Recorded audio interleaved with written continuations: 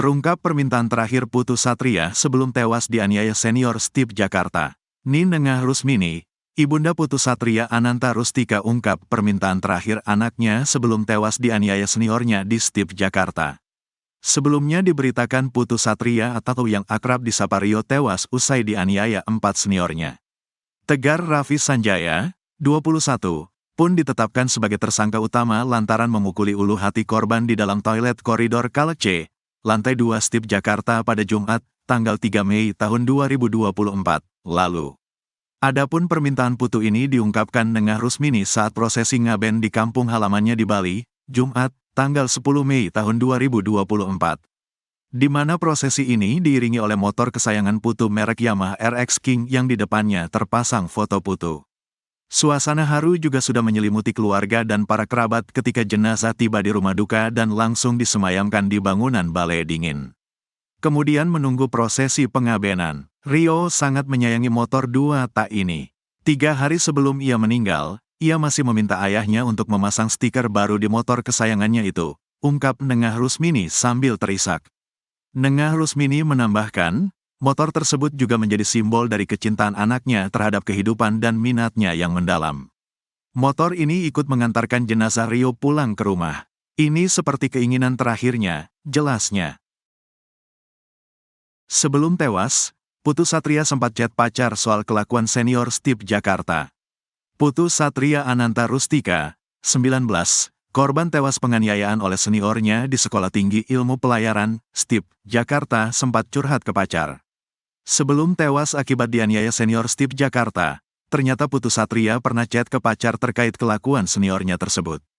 Bahkan Putu Satria mengaku sempat alami sakit di dadanya karena sering dianiaya senior di Stip Jakarta. Hasil chat antara Putu Satria dengan pacarnya itu menjadi fakta lain yang diungkap dalam kasus penganiayaan yang menewaskan taruna tingkat 1 Stip Jakarta tersebut. Ternyata, tak hanya sekali Putu Satria dipukul oleh seniornya. Curhatan Putu Satria ke pacarnya itu terjadi pada Desember tahun 2023 lalu. Dalam percakapan dengan pacarnya itu, ia mengaku bahwa sering dipukuli oleh seniornya. Menurut kuasa hukum Putu, Tumbur Aritonang, hal tersebut sudah menjadi kebiasaan di Stip.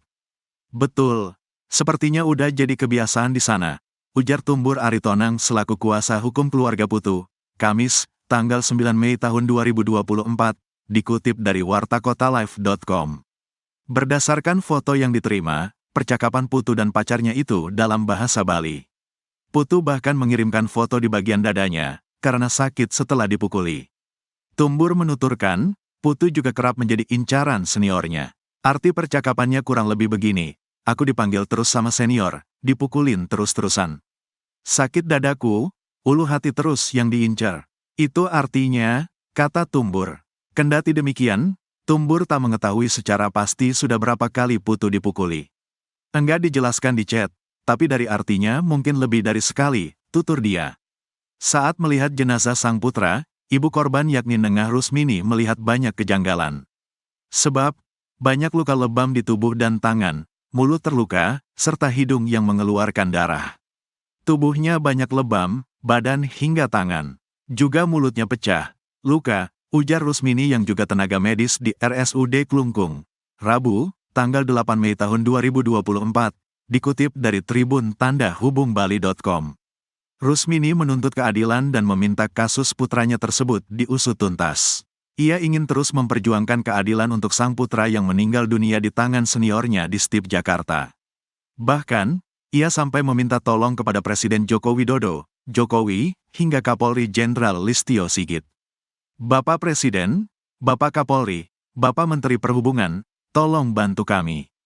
Tolong usut kasus ini sampai tuntas, jangan sampai ada yang ditutup-tutupi. Kami keluarga menuntut keadilan, ungkap Nengah Rusmini. Selain itu, Rusmini juga meminta kepada rekan-rekan dan orang tua taruna di Stip, untuk tidak takut melaporkan tindakan kekerasan yang masih terjadi di sekolah kedinasan tersebut. Ibu-ibu taruna yang lain, ayo seperti janji kita saat bertemu di Jakarta. Katanya mau melapor dan siap buka-bukan, terkait kekerasan yang juga dialami anak mereka. Jangan sampai ada seperti anak saya lagi. Jangan lagi ada seorang ibu yang hatinya hancur karena kehilangan anaknya dengan cara seperti ini, ungkap Rusmini dengan mata berkaca-kaca. Polres Metro Jakarta Utara menetapkan 3 tersangka baru dalam kasus penganiayaan Putu. Putu dianiaya oleh seniornya sendiri di kampus pada Jumat, tanggal 3 Mei tahun 2024, pagi, karena dianggap melakukan kesalahan. Tegar pun telah ditetapkan sebagai tersangka utama oleh kepolisian pada Sabtu, tanggal 4 Mei tahun 2024. Ia melakukan pemukulan hingga memasukkan tangan ke mulut Putu dengan maksud melakukan penyelamatan, tapi menyebabkan korban meninggal dunia. Ternyata, selain Tegar, ada tersangka baru lagi dalam kasus penganiayaan tersebut.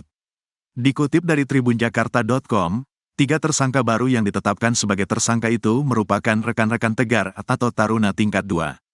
3 tersangka baru tersebut berinisial KAK alias K, WJP alias W, dan FA alias AM. Par tersangka terancam hukuman 15 tahun penjara. Tegar dijerat pasal 338 KUHP tentang pembunuhan junto, pasal 351 KUHP tentang penganiayaan berat, dan 3 rekannya dijerat pasal 55 junto 56 KUHP karena keikutsertaan melakukan tindak pidana. 3 tersangka tersebut juga bersama Tegar saat kejadian. Mereka berperan memprovokasi Tegar hingga menunjuk Putu untuk dijadikan korban pemukulan. Tersangka FA alias A dalam kasus ini berperan memanggil korban Putu bersama teman-temannya dari lantai 3 untuk turun ke lantai 2. Saat itu, alasan Putu dan teman-temannya dipanggil karena dianggap melakukan kesalahan, memakai baju olahraga ke ruang kelas pada Jumat pagi.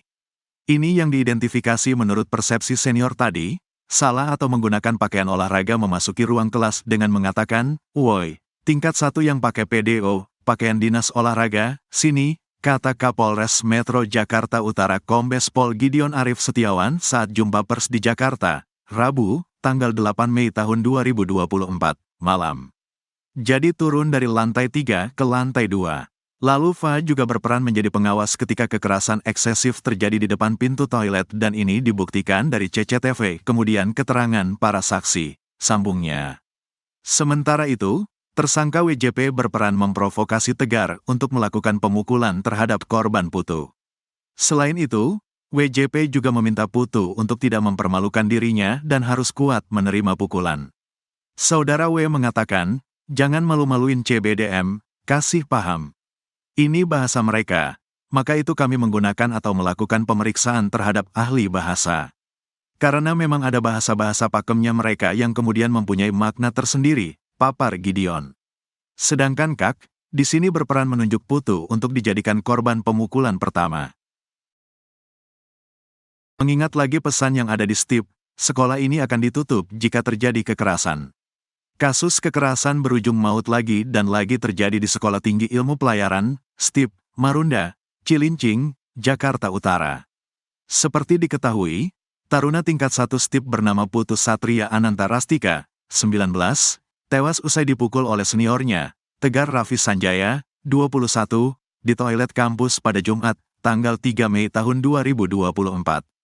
Peristiwa terbaru ini menambah daftar kasus kekerasan di STIP. Kasus terakhir yang terungkap ke publik terjadi pada tanggal 10 Januari tahun 2017 silam.